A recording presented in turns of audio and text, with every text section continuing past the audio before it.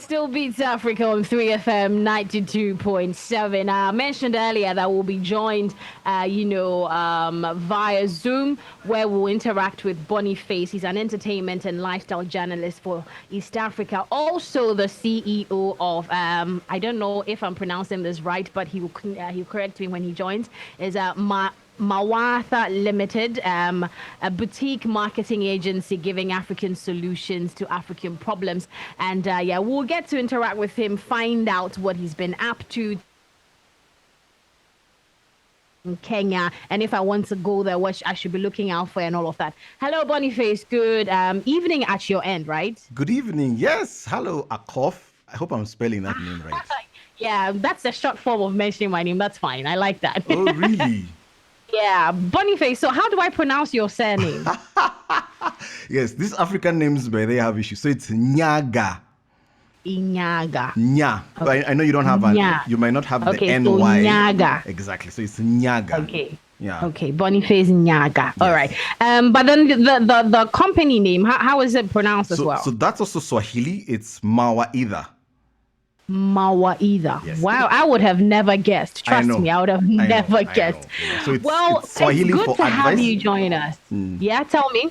So it's Swahili for advice. And an interesting thing, our logo is actually the Ewak, which is the West African bird for wisdom. Oh, right. Yes. Very thoughtful way of, putting your company together. Very nice. Thank you. Now, it's good to have you join us. Thank you so much for, spending some time with us. What will you say? Okay, well, we're diving straight into it. What will you say is the first thing that one has to know about Kenya before they set out to visit the country? Well, first of all, the weather is perfect. Like we don't go below, I think it's like 26 to 20. Like we don't have a lot of fluctuation, especially in Nairobi, because Nairobi is like at the middle of, it's inland. It's not a coastal city. So it's just perfect weather if you're coming over. The people are beautiful. Well, you have to be careful though. So we do have our fair share of not so straight people. So so make sure at least you're working with a reputable, travel agent. If you have someone on the ground who can at least help you also get around, that would be great. But other than that, beautiful people, really rich cultures. We are like 40 tribes, and each tribe has its own, food, music, clothes, name it, man. So you'll never really, really run out of stuff to discover about Kenya. Now, if I don't know much about it or anything at all, what was it that you're going to tell me? I know you're giving us a fair idea, but if very curious, what am I looking at? Kenya, the culture, the tradition, just as you mentioned that you've got about 40 tribes. Could you touch on a little bit of that for me? So, just like the song you were playing at the top of the hour, Live and Die in Africa, that's one of our top performing artists, Sauti Sol. I know. Listen, wait. Before you do that, you will need to leave Sauti Sol for later, because we will have time to delve into Sauti Sol. Listen, that band is just crazy.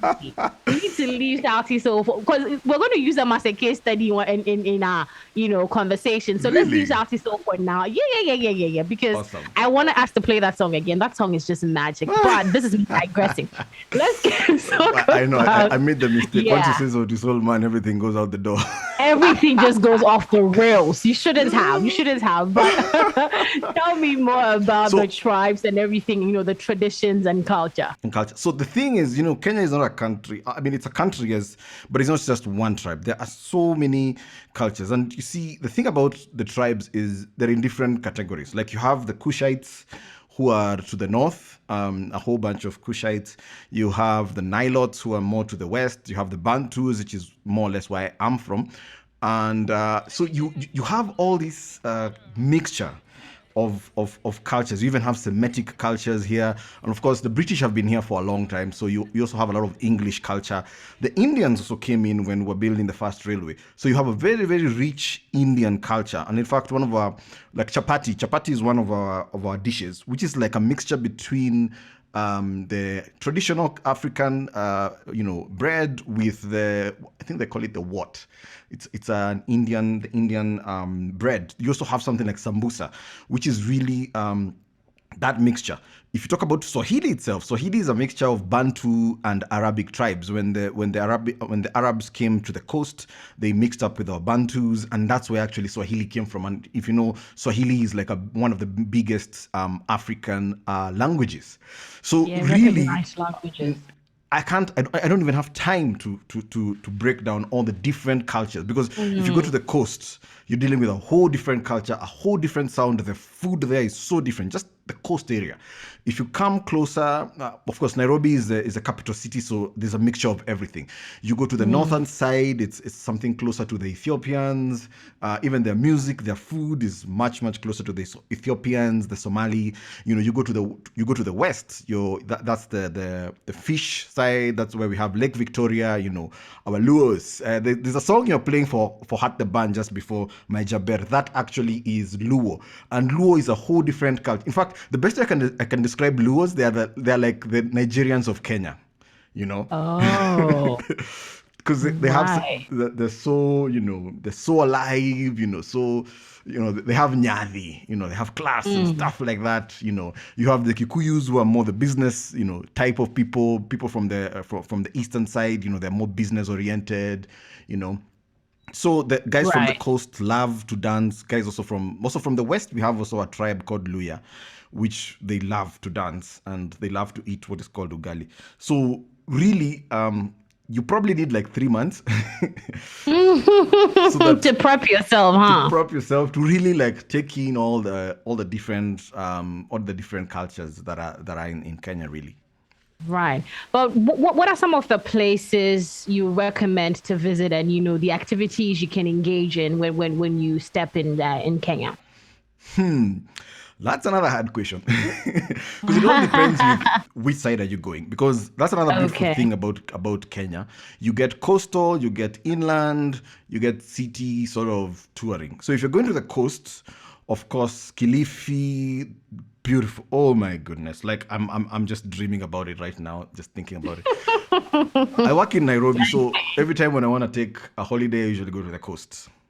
Okay. Beautiful coast. I mean, I think I'm gonna post it on my Instagram, Boni_Nyaga, just to show guys, because words cannot describe the sights and sounds of the coast. Beautiful places, beautiful. You just feel relaxed. If you're coming to the Midlands, you can go to the parks. We have beautiful national parks, whether you're talking of Savo, East or West, but of course the most famous one is Masaai Mara. I think it's the 7th wonder in the world, the Wildebeast Migration. The sights and sounds in Masaai Mara, oh my God, it is a sight to behold. You literally feel like you're in the Lion King. In fact, I understand the Lion King, the guys who came up with the Lion King were actually inspired by the Masaai Mara. Oh, right. They're doing a game drive in Masaai Mara. And Masaai Mara is one of those places you'll be walking around, easily to bump into a big, movie star, Richard, it's called Richard Branson, the big, the Virgin Atlantic, the guy who owns Virgin Atlantic. He has a camp. He has a camp in Masaai Mara, and trust me, the who's who, Oprah Winfrey, big football stars, everybody goes to Masaai Mara. That's big. I know. Yeah, because and for someone who's an entertainment and lifestyle journalist, how would you describe, the music scene in Kenya? This time around, you can chip in Sauti Sol a little.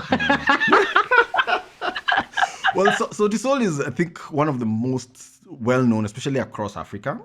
And big up to them and their team. They've really, really done a good job in terms of pushing and marketing their brand. To be able to break through. But we have so much more. Hart the band, which you played a while ago. We have guys like Nikita, Kering. She's just barely turned 20. She won a Frima, if I'm not wrong.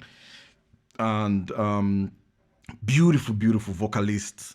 We have Major. We have a lot of like genres which have come up from the country, like Gengeton, which is like really kind of like hip hop, but sort of a Kenyan Sheng hip hop. And Sheng is a mixture of like Swahili and English. So, Okay. so we have Gengeton so there was Genge, which was the original one, and then there's Gengeton, which is now the new one, which has been formed, the last couple of years. So there's a lot of musically, it's so diverse because you have people like Les Wanyika. Les Wanyika is one of our like legendary bands, which started in 1978 with the rumba. And then what happened around in the 90s, going to 2000, guys like Nameless came in, brought in another urban sound. And then, of course, in the last 20 or so years, we've had now genres like Gengeton coming up. Niger, of course, is still huge. Guys like Sakodi are huge here. Stoneboy are also huge here. So really, the music scene is so rich in the country. There isn't like one sound which defines the Kenyan sound. It's like a mixture, an interesting mixture of just everything.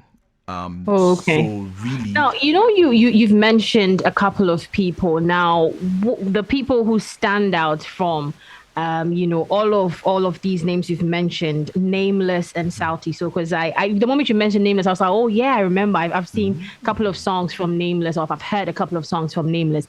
But now, anytime someone hears Sauti Sol, when they hear Kenya, they're thinking Sauti Sol.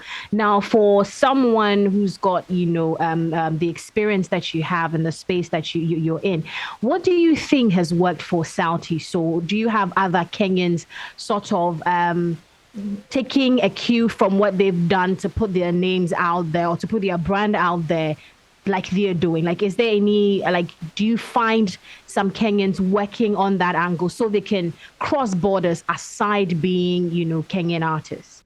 So I could write a whole book on Sauti Sol because I literally sort of saw them come up. In fact, the first time when I heard their song, even before I got into media, just something told me these guys are going to be big. So Sauti Sol have that authentic Kenyan sound, and I think one of the things a lot of the guys before Sauti Sol, especially the younger artists that were there before Sauti Sol, everyone was trying to sound American. Everyone was trying to beat the Americans. But I think what Sauti Sol did is they tapped into their inner Kenyan sound, and that is really what really got them to cross over. And I think also really good management. If there's one thing, and I've written about it 1,000 times in our local newspapers here and talked about it in various forums, management. So they've had really, really good management throughout their career, which has really, really helped them to penetrate. Because you need a good PR person, you need a good manager, you need a strategic person, you need a finance person. So once you understand, so they're one of the first people who took music as a business. The other group is Hart the band, which you played the song My Jaber. That's Hart the band. Same thing. They've really tapped into the Kenyanness, and they are sort of have a very, very good management, and that is what is helping them to break through. Calligraph Jones is also another one. Calligraph did a collab with Sakodi some times back. Can't remember the name, but man, those guys were rapping off the hook. So. Okay. So really, it's a combination of that. One, authentic music. Two, management and structure. Once you do that, man, sky's the limit. You're good to go, right? Now, let's also. I also read somewhere that there's a village where only women are allowed. Is that true? Do you know which village that is and why? Really? Yeah, I read that there's a village where only women are allowed. I'm like, that should be interesting. Really? No. Yeah, so I was saving it up to come and ask my guest, Boniface. Now, let me tell you one thing. There's so many fake things about Kenya.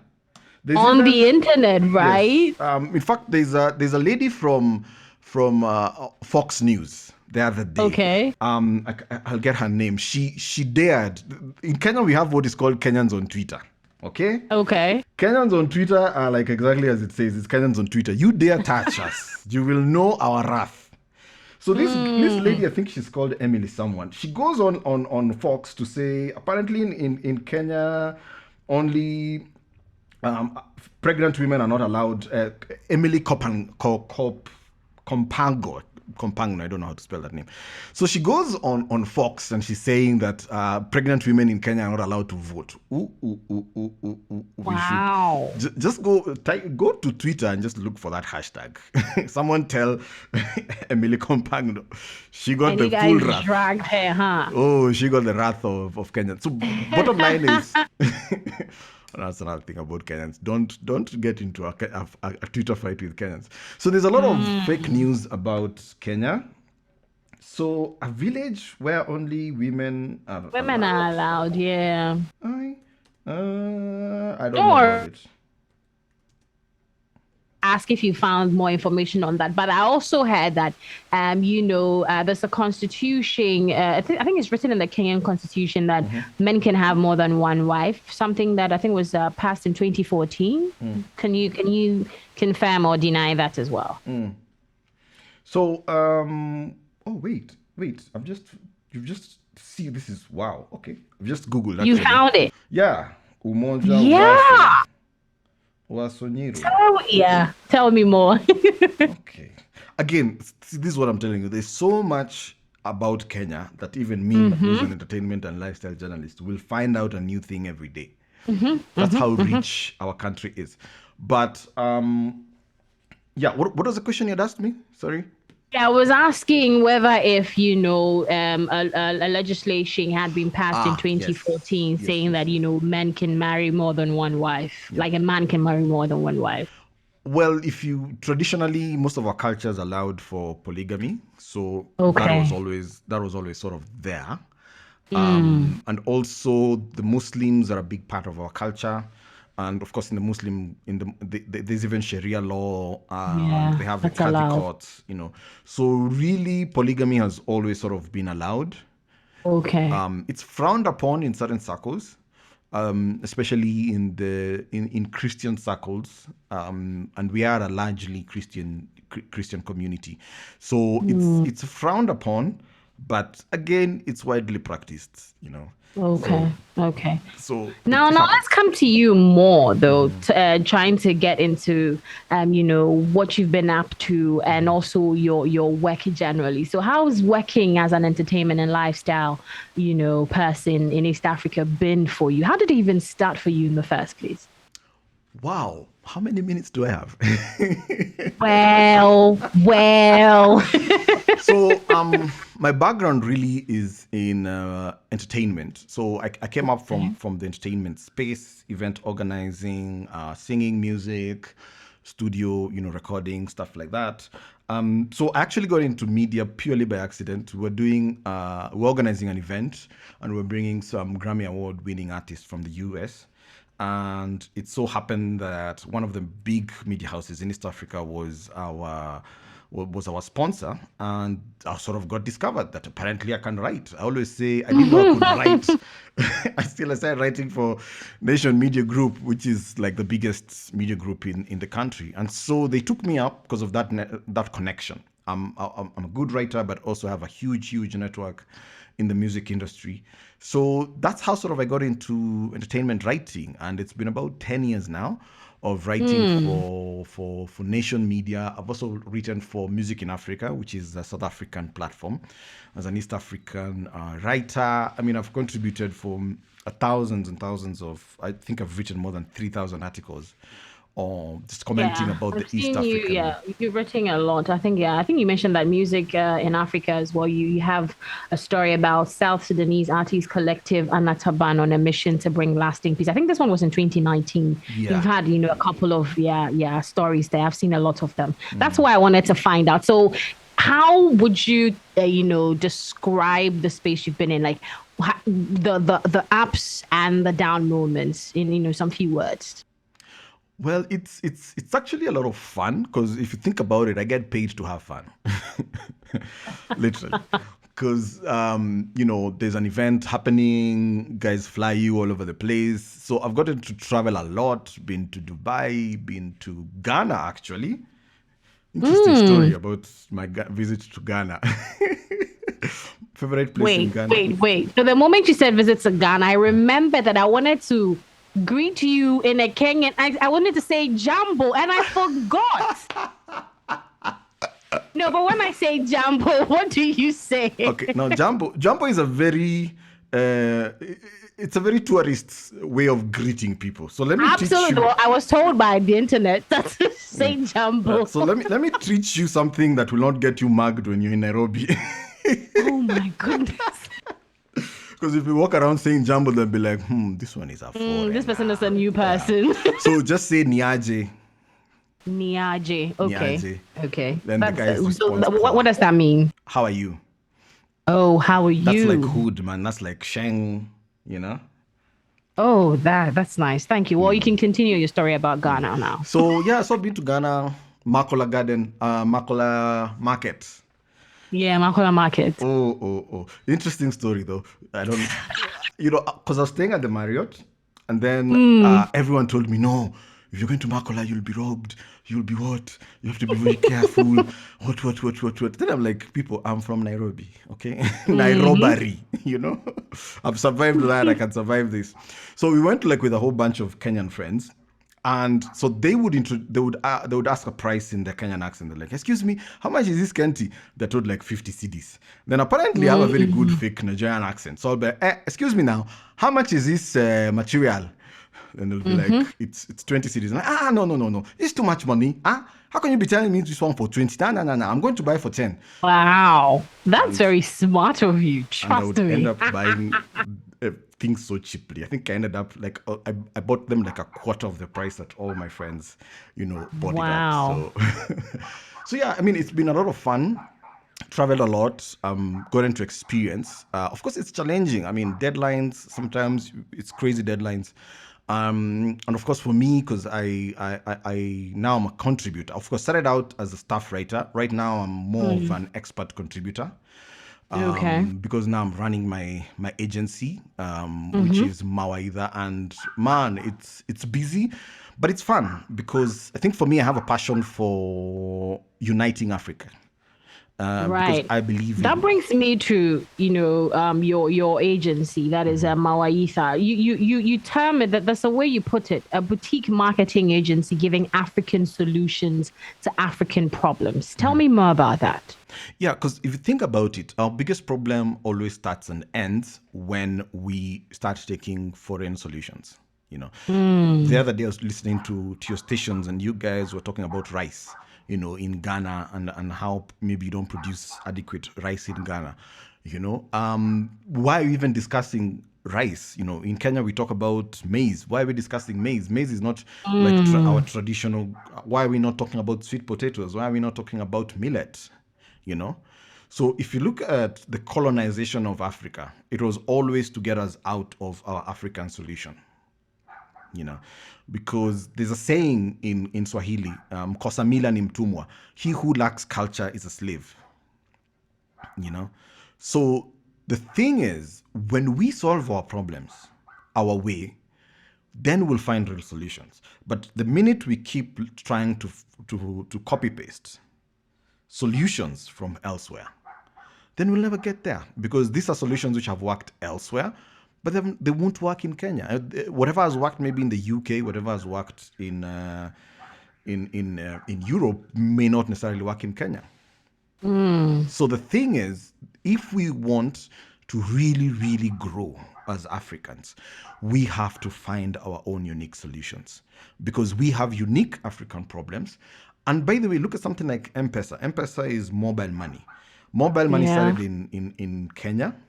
And we are the global leaders in mobile money, And I have friends and family in the US, and they're so amazed that we send money on phone. We don't use ATMs anymore in Kenya. Even cash, like you can walk around without cash in your wallet, I see. Because mobile money is so efficient. And it came out because, we had problems with banking. Not everybody was being banked. There was a high population that was not being banked. So when someone came up with a solution of mobile money, we took it up. And now we've become leaders, and we've even beaten, the whole world on that. So imagine if we did that And more so, imagine if we could own those solutions, because unfortunately, some of the top discoveries in Kenya, we don't own them as Africans generally. So, like Tyler Perry, look at what Tyler Perry did in the US. Yeah, with a studio, yeah. He's like, you ain't giving me a table. Guess what? I'm gonna make my own table. Yeah, I'm building it myself. That's true. So really, that's what we are about. And so it's been a beautiful journey trying to really find African solutions for African problems, and especially in the brand marketing and sales sector. And one of my biggest passions is actually breaking artists into different countries, and we've managed to break a couple of. We've worked actually with guys like Twins Dombeg when they were around. Okay. Beautiful photographers. And we've worked with various Nigerians, trying to break them into the country, and also bringing like we broke in a Nigerian cosmetic company, Milola into the country, and so really Pan-African business is where it's at. We need to start trading with each other. That's true. We have coffee, and by the way, Kenyan coffee. When are you coming to Kenya? I saw that on the. When are you inviting me? I don't even want you to see your question to end. When are you inviting me? You are invited officially on public radio. Invitation accepted. I'll be coming there soon, because I saw actually that I think you're one of the major countries that exports coffee, and you guys drink tea. You will not drink your coffee because you like to sell the coffee instead. How true is that? Sadly true, but personally I am a coffee head, and I can't take anything but Kenyan coffee. In fact, there's a place not so far from where I am right now. It's called Kiambu, and they actually have a coffee farm there. So we'll take you on a nice coffee tour. You see how the whole thing is grown. You see the process, how it's processed, and then now you get to go home with pure Kenyan coffee. Let me tell you, I have to warn you though, once you take that one, you will be looking for my number. If you are dating every single time, your boyfriend or your husband will be in trouble. You'll be like, who is this guy? Well, Boniface, thank you so much for spending some time with us. But before you go, what would be your final words to anyone listening to you talk about Kenya, talk about your vision as the CEO of Mawaitha Limited and everything else that you've talked about so far? Come to Kenya. That's what I can say is come to Kenya, Boni_Nyaga, talk to me, come to Kenya. Because there's business here. If you're coming for leisure, there's so much to do. Beautiful town. I haven't even gotten through to the city. The beautiful city that is Nairobi. I can't tell you enough. Just come. Come to Kenya. Well, Boniface, thank you so much. You giving us some insight into Kenya and everything else that you've been up to. We appreciate it. What song do you want us to play for you before you go though? Any Kenyan song or even a Ghanaian song you want us to play for you? Nikita Kering, X. Nikita, please say that again. I think I'm going to butcher this. Say that again. Nikita. Oh, you have it. Oh, my DJ has it, by the way. Yes. Shout out to DJ Kering. Abiyam. He has your song. Yes, X. Alrighty. Okay, so we'll play that for you, and then we'll get to chit chat with you on the other side as well. Thank you so much for joining us today. Awesome. All right.